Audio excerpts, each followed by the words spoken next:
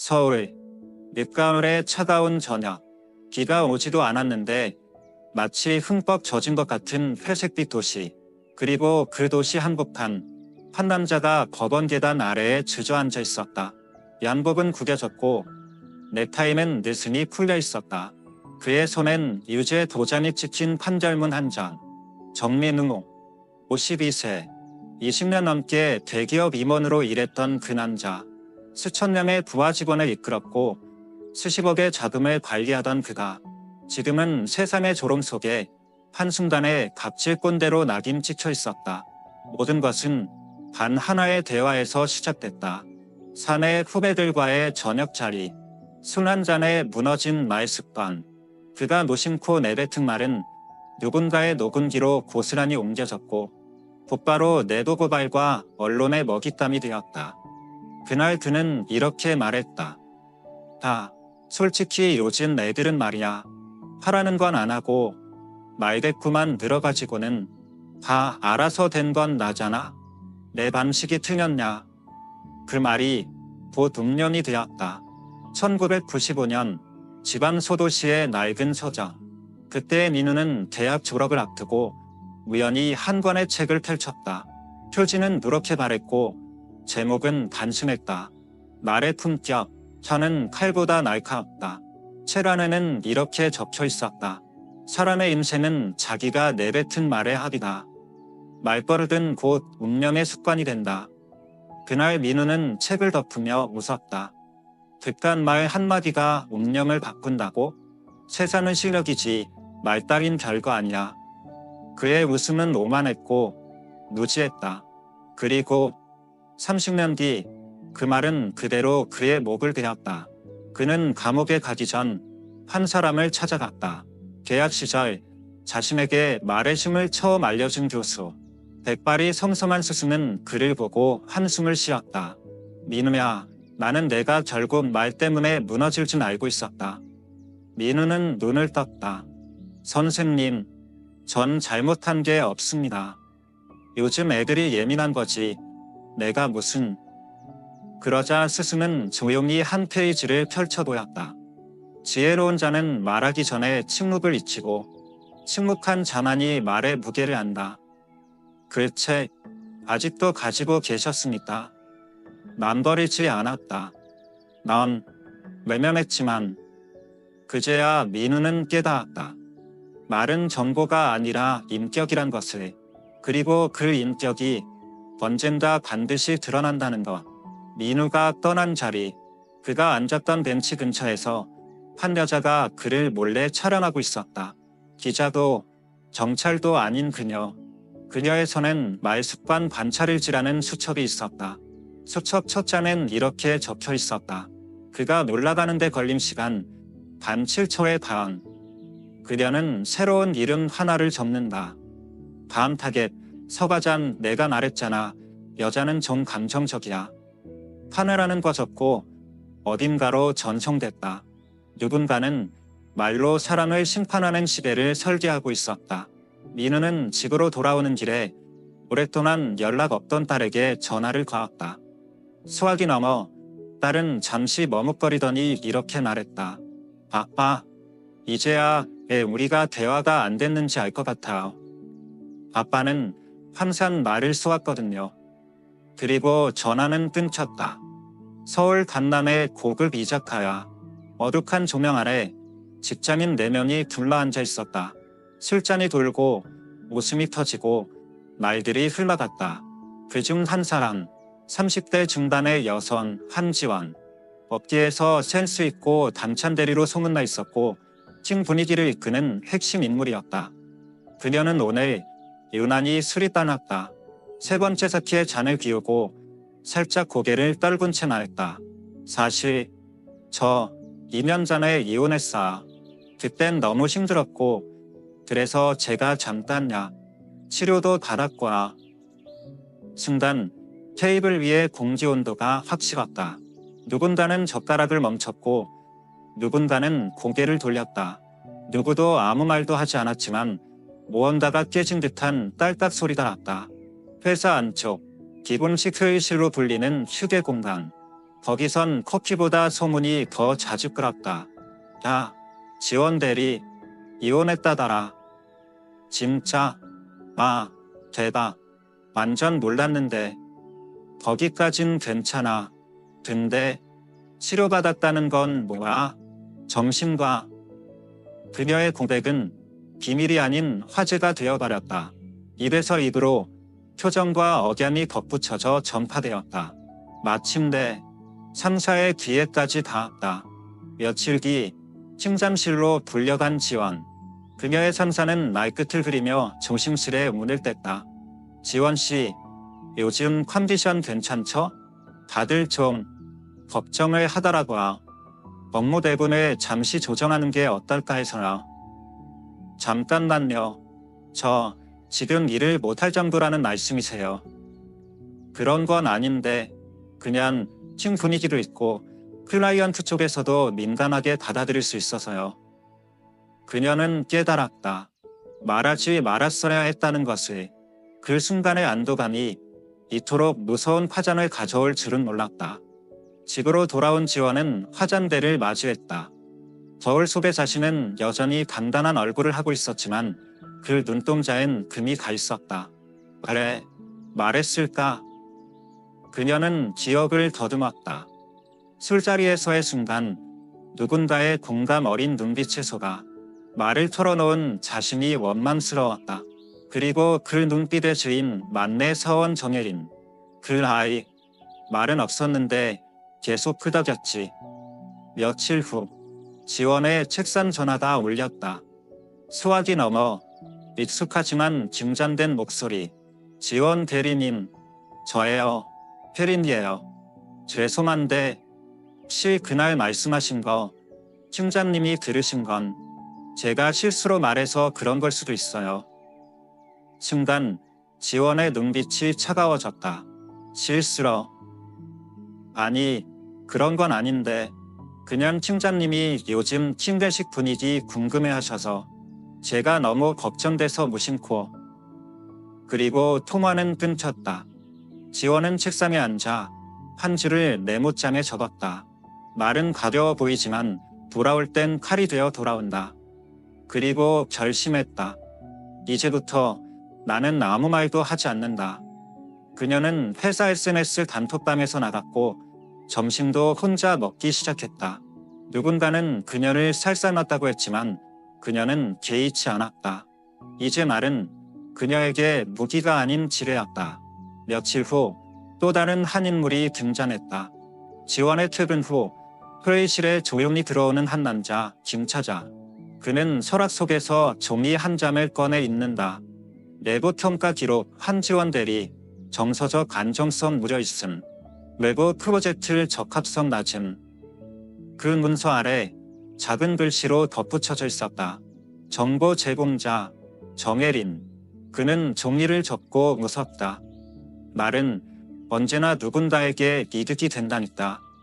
마케팅팀 아침 하에 전날 야근에 지친 얼굴들. 그 가운데 눈빛이 번뜩이는 한 남자 박부자. 그렇게 하라고 했잖아. 근데 또 그 모양이면 네가 생각을 안 한 거지. 아니, 생각은 하는 거 맞아. 정적. 누군가는 입술을 깨물고 누군가는 노트북만 봐놨다. 그가 말을 마치자 갑자기 팀원 중 한 명이 나지막이 말했다. 오늘도 고구마 2-3잔해야. 작은 한마디에 웃음이 터졌지만 그 웃음엔 긴장과 체념이 섞여 있었다. 조일나, 입사 5년 차. 조용하지만 성실한 이미지. 그러나 그녀는 최근 심각한 감정 소진을 겪고 있었다. 그 원인은 매일 아침 반복되는 짜증 화법의 폭격이었다. 이게 왜 이렇게 된 건지 설명 좀 해봐. 내가 다 말해줘야 아는 거야. 내가 너 대신 일할까. 그냥 말은 날이 없다. 하지만 그 말들에 그녀는 매일 조금씩 찔리고 있었다. 점심시간 유나는 단체 채팅방에서 메모를 여왔다. 짜진 화법의 패턴 정리. 말끝이 누군가 말 시작하면 바로 가무채기. 반박 습관 무회자 내면 무조건 반대로 시작. 깃곡이 농담인 듯 던지는 모여. 자기 말만 하기. 상대의 말 무시하고 자기 말만 반복. 내일 사관이산 발생. 최근 2달간 팀 내 퇴사자 3명 중 2명. 해당 합법으로 인한 심리적 탈진 호소. 이 메모는 유나 혼자 정리한 것이 아니었다. 그녀와 같은 층의 회계팀, 임사팀, 디자인팀, 조용히 서로 공유하고 있었다. 누군가는 그들의 모임을 침묵의 저항자들이라 불렀다. 다음 주 부서장급 임사평가회에 김 이사와 임사팀장이 박 부장의 리더십을 놓고 말다툼을 벌였다. 박 부장은 실적은 좋은데 왜 이렇게 이직률이 높지? 구성원 만족도가 7하입니다. 정서적 압박, 소통 부재. 그래도 성과가 있으니. 성과는 순간이고 말은 누적입니다. 그 순간 임사팀장이 유나의 메모를 꺼내들었다. 임명 자료였지만 구체적이고 명확했다. 분석된 짜증 합법의 유형, 빈도, 피해자 수, 식무계 데이터가 움직이기 시작했다. 유나는 어느 날 밤 거울 앞에서 중얼거렸다. 말이 이렇게 무서울 수 있다는 걸 얘 지금까지 몰랐을까. 나는 내일 스치듯 한 말을 기억하고 있었는데 그 사람은 단 한 번도 미안해한 적 없었다. 그녀는 책상 서랍에서 오래된 다이어리를 꺼냈다. 첫 장엔 이렇게 적혀 있었다. 말에는 체온이 있다. 뜨겁게 하면 상처를 주고 차갑게 하면 얼게 만든다. 하지만 적당한 온도의 날은 사람을 살린다. 그녀는 눈을 감았다. 내일은 그 남자에게 처음으로 맞댈 날 생각이었다. 다음날 유나는 인사팀에 비공식 면담을 요청했다. 그녀는 떨리는 손으로 USB를 꺼내 인사팀장에게 건넸다. 이 안에 지난 3개월간 회의 중 녹음 파일이 들어있어. 직접 들으셔야 할 것 같아서. 임사팀장은 조용히 고개를 끄덕였다. 그리고 파일명을 확인했다. 박 부장 짜증화법 패턴 기록 .wav. 그들의 표점엔 다짐이 서려 있었다. 며칠 뒤 유나는 또 다른 충격적인 소식을 들었다. 박 부장이 예전 다른 부서에서도 동일한 문제로 징계를 받았다는 것. 하지만 그때는 사내 고위 인맥에 의해 조용히 무마됐었다. 그리고 그 징계 기록을 묻어버린 사람이 지금 임사이사였다. 그들의 카르텔은 오래전부터 존재해왔다. 서울 외곽의 한 중학교. 눈이 내리는 오후 교무실엔 따뜻한 난로 냄새가 퍼지고 있었다. 그러나 그 온기와는 달리 한쪽 구석의 공기만은 얼어붙은 듯했다. 그곳엔 한 명의 여교사 서지은. 그녀의 손엔 한 통의 민원 메일이 들려 있었다. 발심자, 능력, 제목, 서지은 교사의 부적절한 언행 관련 제보. 지은은 화면을 넘기며 숨을 삼켰다. 메일에는 이렇게 쓰여 있었다. 학생에게 개인적인 사생활 이야기를 꺼냈고 수업 중 감정적인 언행이 반복되었습니다. 교사로서 자질의 의문을 품게 됩니다. 그 메일을 쓴 사람이 누구인지는 몰랐다. 하지만 지은은 알고 있었다. 그 순간 자신도 말할 수 있었음을, 그리고 아직도 말하지 않고 있다는 것을. 그날 지은은 평소보다 더 지친 얼굴로 상담실에 앉아 있었다. 학생 수면이 어머니와 마주한 자리. 요즘 아이가 너무 말이 없어. 학교에선 별일 없죠? 지은은 조심스럽게 말했다. 사실 요즘 아이가 수업 중 졸기도 하고 혼잣말도 종종 해서 걱정은 돼요.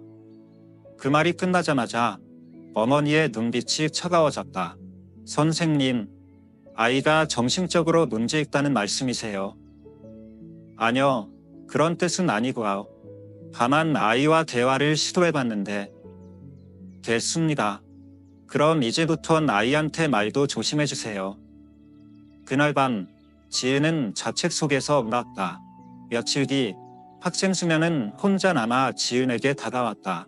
선생님, 엄마가 요즘 또 소리 질러요. 저한테는 말하지 말라고 했는데 그래도 말하고 싶었어요. 지은은 그 말에 숨이 멎는 줄 알았다. 가슴 속에 오래전 묻어뒀던 상처가 스르르 떠올랐다. 선생님도 어릴 땐 그랬단다. 혼자 감당하던 날이 많았어. 말이 새어나왔다. 그리고 그 말은 예상보다 먼 곳까지 퍼져나갔다. 이즈음 후 학교 측에 또 다른 제보 메일이 들어왔다.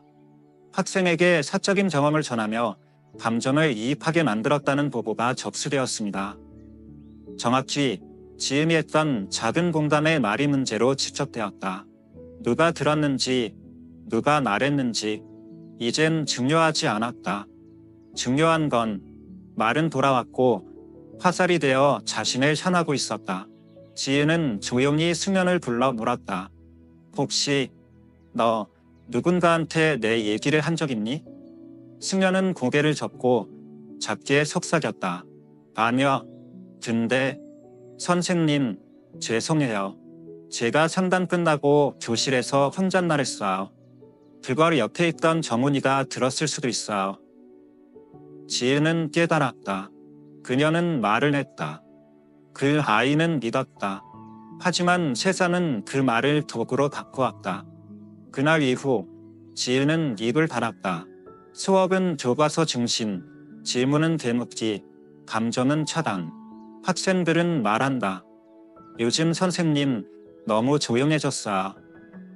예전엔 따뜻했는데. 그러나 그 침묵 속에서 지은은 다짐하고 있었다. 나는 필요할 때 침묵할 줄 아는 사람이 되겠다. 퇴근 후 그녀는 자신의 다이어리에 한 줄을 적었다. 말하고 싶을 때야말로 침묵을 연습해야 할 때다. 그리고 덧붙였다. 내 말은 아이를 위한 것이라 생각했지만 진짜 지혜는 그 아이의 침묵을 지켜주는 것이었다. 서울 마포구의 오래된 아파트. 1500기호에서 늦은 저녁 한 가족이 식탁을 둘러싸고 앉아 있었다. 김철호, 60상, 퇴직한 공무원, 그의 아내 정미숙, 60, 그리고 그들의 아들 김동훈, 32, 며느리 이수지, 30.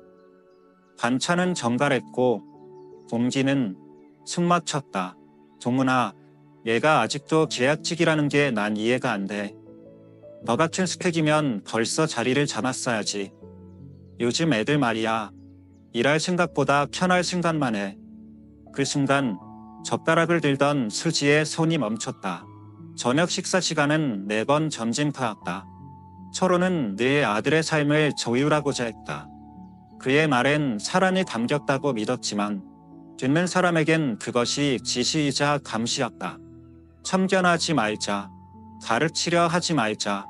비난하지 말자. 그는 이런 말을 책에서 읽은 적이 있었다. 하지만 그는 곧 이렇게 중얼거렸다. 그건 난 얘기지. 내 아들인데 내 말을 못해. 그러나 그 한마디가 쌓여 동무는 점점 더 모토전해졌고 수지는 말이 없어졌다. 어느 날 동무는 조심스럽게 말했다. 아버지, 지금 시대는 좀 달라요. 우리가 원하는 건 정원이 아니야. 그냥 이해해요. 하지만 철호는 웃었다. 내가 살아온 방식이 틀렸다는 거냐? 내가 널 어떻게 키웠는데 그딴 소리를 해? 그날 밤 수지는 남편에게 조용히 말했다. 우리 따로 살자. 아버님이 틀렸다는 게 아니야. 그냥 우리 숨 좀 쉬고 싶다.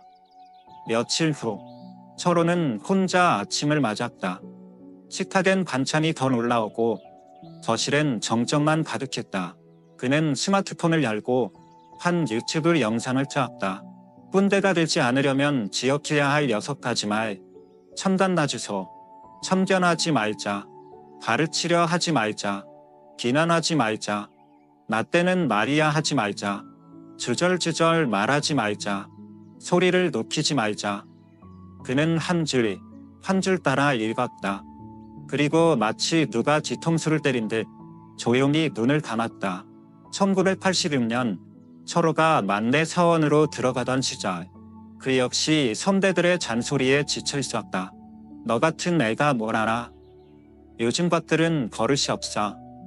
그는 그때 다짐했었다. 나는 절대 저런 꼰대 안 될 거야. 그 다짐이 37년 만에 부메랑이 되어 돌아온 것이다. 며칠 후 철호의 우편함에 한 봉투가 들어왔다. 수지의 글씨체였다. 아버님, 저희는 아버님의 임생을 부정한 적 없습니다. 다만 저희 임생도 다르게 흘러갈 권리가 있다는 것, 그걸 이해해 주셨으면 했습니다. 지금은 조금 떨어져 있지만 언젠가 마음으로 가까워질 수 있길 바랍니다. 그 편지를 읽고 철호는 처음으로 눈물을 흘렸다. 그것은 분노도 억울함도 아닌 잊고 지냈던 자기 반성이었다. 어느 날 손주가 그려준 그림 한 장. 할아버지와 아빠, 엄마가 함께 앉아있는 모습. 그런데 할아버지 얼굴에만 잎이 큼지막하게 그려져 있었다. 철호가 물었다. 내 할아버지만 입이 커? 손주는 천진난만하게 대답했다. 할아버지는 맨날 말하잖아. 근데 아빠는 잘 안 사. 그 말은 칼보다 더 아팠다. 점을 한 단, 찬바람이 얼음처럼 살을 스쳤다. 벤치에 한 남자가 앉아 있었다. 심리상담사 출신 작가 유태석, 55. 그는 자신이 쓴 책 잘 말하는 법이 수십만 부 팔린 베스트셀러 작가였다. 하지만 오늘 그는 아무 말도 하지 못하고 있었다. 맞은편에 앉은 아들 유진, 27은 고개를 숙인 채 이어폰만 끼고 있었다. 진아, 아빠가 말 좀 하자. 잠깐만이라도 들어주면 안 되겠니? 아들은 대답 대신 자리에서 일어났다. 그동안 충분히 들었어요. 이젠 아빠가 좀 들어보세요.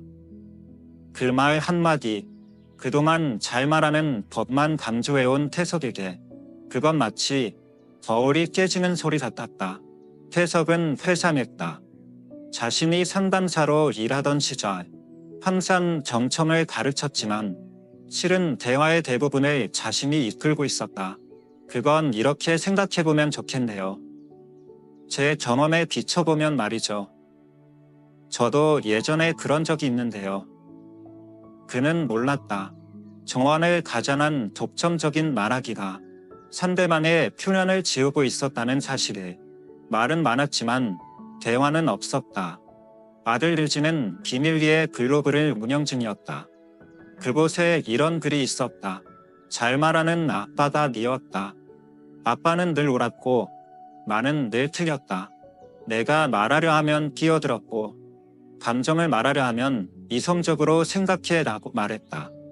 결국 나는 침묵하는 법만 배웠다. 그래서 이제 침묵하는 법으로 아빠에게 복수 중이다. 태석은 자신의 책을 다시 펼쳤다. 거기엔 이런 문장이 있었다. 말이 많아도 설득하지 못하면 의미 없다. 말이 적어도 마음을 얻으면 그게 진짜 대화다. 그는 문득 깨달았다. 자신은 상대를 설득하려 했지 이해하려 하진 않았다. 그는 늘 정답을 쥐고 말했고 상대는 늘 시험지 위에 놓인 존재였다. 류진의 어머니 태석의 아내는 몇 년 전경으로 세상을 떠났다. 죽기 전 그녀는 침대에 누워 조용히 말했다. 태석 씨, 지금은 그냥 내 손 좀 잡아주면 안 될까? 그는 그 순간조차 이렇게 말했던 걸 떠올렸다. 이겨내야 해 마음 단단히 먹고 나도 같이 힘낼게. 그리고 그는 손을 잡지 않았다. 그 말이 마지막이었다. 그날 이후 류진은 아버지와 점점 멀어졌다. 어느 날 태석은 류진의 방에 몰래 들어갔다. 책상 위에 네모 하나가 붙어 있었다. 말은 무기다. 특히 가장 가까운 사람에게는 치명적이다. 넌 왜 맨날 그 모양이냐. 그런 생각하니까 내가 안 되는 거야. 내가 너를 얼마나 미해졌는데. 이 말들은 칭찬이 아닌 폭력이다. 그는 그 순간 무너졌다. 자신이 평생 쏟아온 정답 같은 말들이 실은 누군가의 감정을 짓밟고 있었다는 사실에. 며칠 후 태석은 류진에게 편지를 건넸다. 그 안엔 오직 한 문장만 적혀 있었다. 진심으로 미안하다. 이제부턴 너의 말을 들어볼게. 서울 종로 대기업 본사 32층. 한남의 남성이 면접자 자리에 앉아 있었다. 그는 45세, 중고등학교에서 20년 넘게 교직에 있었던 김상욱. 이제는 3단 전문가로 전직을 꿈꾸고 있었다. 면접관이 물었다. 당신의 가장 큰 감점은 뭔가? 상욱은 잠시 입을 다물었다. 그의 침묵은 2초, 3초, 5초를 넘어가자 면접실의 공기가 흔들리기 시작했다. 하지만 그는 미소 지으며 천천히 입을 여었다. 저는 조급하지 않습니다. 상대의 말보다 먼저 말하지 않기 위해 5초의 숨을 먼저 마십니다. 그래야 그 사람의 속마음이 들리기 시작하거든요. 면접관들이 시선을 맞추며 고개를 끄덕였다. 그의 대답은 짧았지만 여운은 길었다. 상욱은 예전의 자신을 떠올렸다. 그는 한때 말을 빨리 하기로 유명한 교사였다. 강의도, 훈계도, 상담도 빠르게 쏟아냈다. 그런데 이상하게도 그가 떠난 후 학생들은 그를 기억하지 않았다.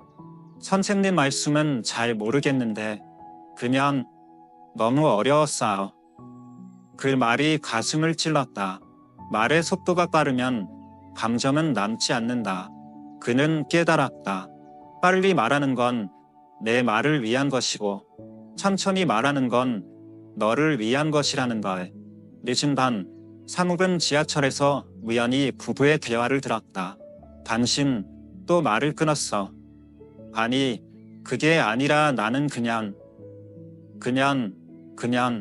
당신은 항상 생각 없이 말을 해. 그는 고개를 돌려 자신도 예전에 그랬다는 걸 떠올렸다. 듣지 않으면서 말하던 시절, 대답하려고 기다리는 게 아니라 반박하려고 기다렸던 시절, 그리고 그로 인해 한 사람을 떠나보냈던 기억도. 며칠 뒤 상욱의 휴대폰으로 오래전 이혼한 전처에게서 음성 메시지가 도착했다. 요즘 내가 쓴 글을 우연히 봤어. 이상하지? 옛날엔 그렇게 말을 많이 하던 내가 요즘은 그렇게 조용히 써내려가는 게. 그때 내가 한 번이라도 내 말 다 듣고 대답했다라면 우린 달라졌을까? 그 메시지를 듣고 상욱은 오랜만에 눈을 감고 숨을 깊이 들이쳤다. 그리고 입술을 열지 않고 마음으로 중얼거렸다. 미안하다. 그 말이 그땐 너무 빨랐고 지금은 너무 늦었구나. 며칠 후 상욱은 소규모 북토크의 강연자로 초대되었다. 참석자는 5명 남짓. 그는 천천히 조심스럽게 입을 여었다. 사람은 느리게 말할 때 진심이 보입니다. 생각보다 말이 먼저 튀어나가는 사람은 상대보다 자기 마음이 더 우선인 사람입니다. 하지만 말의 속도를 줄이는 순간 우리는 그 틈 사이에서 상대의 감정을 보게 됩니다. 그리고 강연이 끝난 후 한 사람이 다가와 말했다. 선생님의 말은 기억에 남네요. 속도를 줄였더니 감정이 들렸습니다. 그는 그 말 한마디에 처음으로 자신의 누군가의 기억에 남겼다는 걸 느꼈다.